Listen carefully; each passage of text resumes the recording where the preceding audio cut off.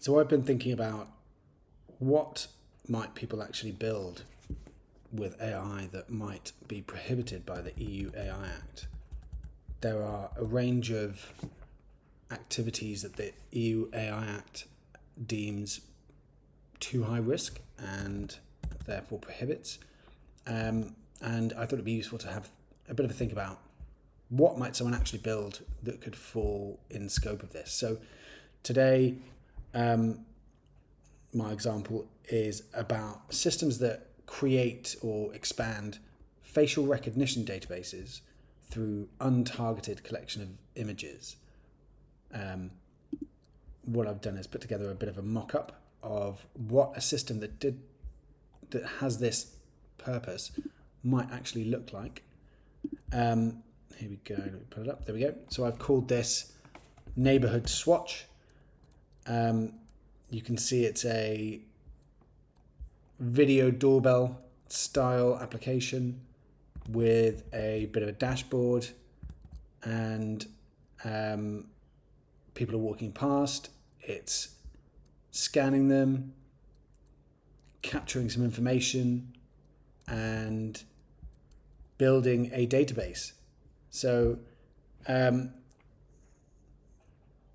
ostensibly this is saying it's trying to help residents know who's around, but when someone's walking past, it detects a face, analyzes it, gets a snapshot, and then creates a profile and adds it to its records. And you can see it's got Swatch neighborhood intelligence down here at the bottom. The person in the red coat passes your home most weekdays between 2:20 and 2:40. And we've got a people database that it's building. And you can click on this one. 5 sightings. Usually appears near the north pavement between that period. No interaction with this particular property has been recorded. So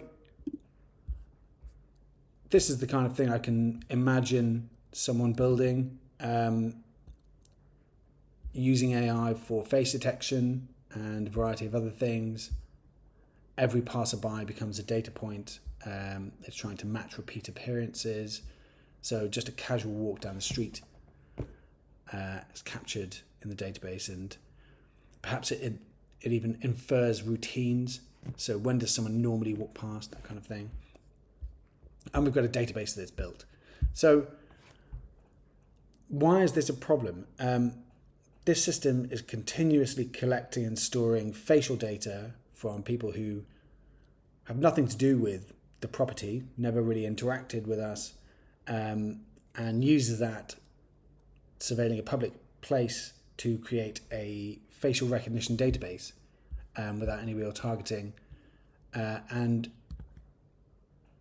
with those factors, it's likely to fall within the prohibition.